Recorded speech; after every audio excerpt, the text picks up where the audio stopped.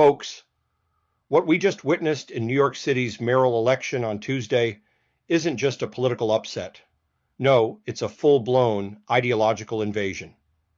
At just 34 years old, Zohran Mamdani, a self-described socialist, which is a very nice way to describe the rabid communist that he is. This charlatan is backed by the most extreme corners of the far left, and now he's the mayor of America's largest city. His platform? It could have been ripped word for word out of the Soviet Union's old policy manifesto. We're talking free everything, from housing to healthcare to food, paid for, of course, by the few who still choose to work. He said during the Biden administration that his goal was to seize control of the means of production. His plans include having the government manage the food supply, expand welfare in every direction, and raise taxes sky high to support an economy of dependence. That's not progress. That's Gotham committing suicide.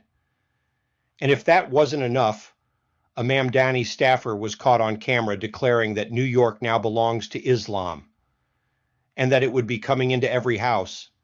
That's not culture. That's captivity. That's how turf wars begin. And what's coming will be a fight for the very soul of a city. Now, let's be honest.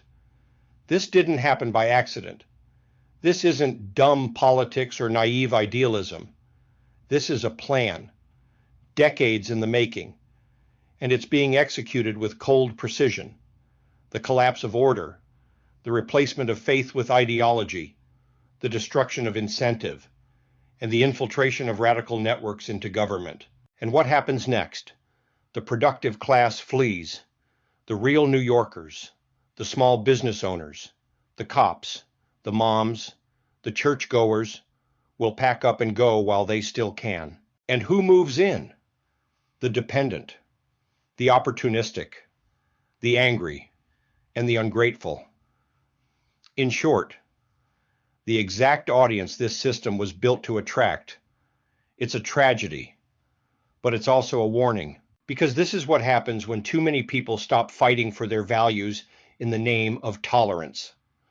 When you let Marxist doctrine take root under the guise of compassion, you eventually lose the freedom to even speak the truth. So here's the lesson. New York City fell, not to an army, but to apathy, to both communism and Islamism. And it'll take a generation to rebuild once the chaos burns itself out. Until then, the rest of America had better learn from this catastrophe. Freedom isn't free. And if you won't defend it, someone else will gladly take it from you. Today it's New York City. What will tomorrow bring? This is 4G Dave, and I'm here to tell you it's time to protect your own backyard before you're forced to submit to radicalism or be forced to flee. It's fight or flight. Choose wisely.